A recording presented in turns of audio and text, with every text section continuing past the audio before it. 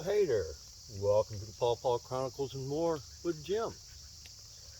Well, today I come down here to an area that the edge, the farthest edge of an area that I tried to label Pawpaw Lane. And right here I wanted to show you, got some pawpaw seedlings that came up.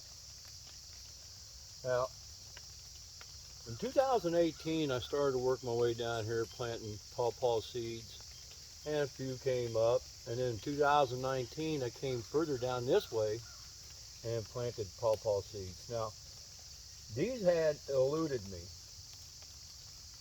So I'd say them came up probably 21. Took them 2 years to germinate. In 2019, I planted them out here. I eyeballed this whole area, never found one. And I'm pretty good about being able to find pawpaw seedlings when they come up. And this year I come down here and I found some that had germinated and came up. There's one right there. Let me get this little bush out of the way. I'm gonna have to clip that. That's a raspberry. Yeah, there's one nice one right there. There's one right here. There's one right here beside it. There's one back here behind me, two of them back here behind me. So when I first came out here and looked them over, I had counted 6. And I'm sure I'm missing one that I'm not seeing. But just something I wanted to show you and share with you. You know, on the Facebook group, Pawpaw Chronicles, one of the admins, Jason Lackner, and we had a conversation, and I was telling him about these particular ones, and he suggested that I should share that with the group. And so I decided to come down here. I am sharing it with you now that, you know, pawpaws can really try your patience. But the end result is well worth it. That's a pretty little tree. It probably took a little while for these to come up, maybe because of the soil up here. There's a lot of rockiness on this side of the property.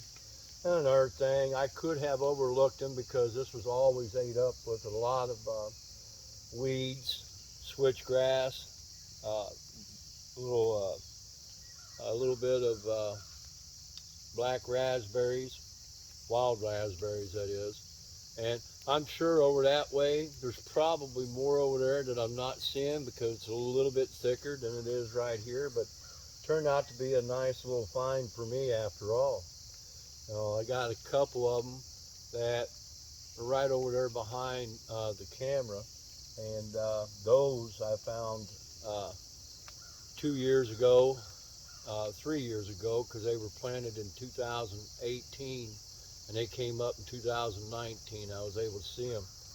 And once again, these were 2019 planted. I didn't see them last year.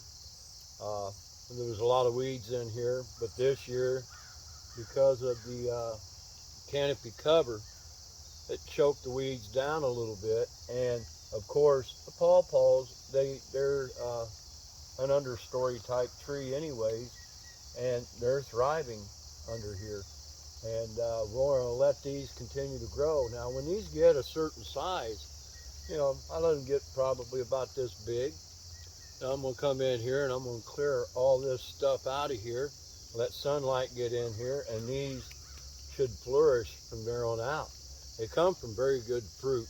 The fruit came from a family member's house. I go down every year and harvest, and I can't wait to harvest this year.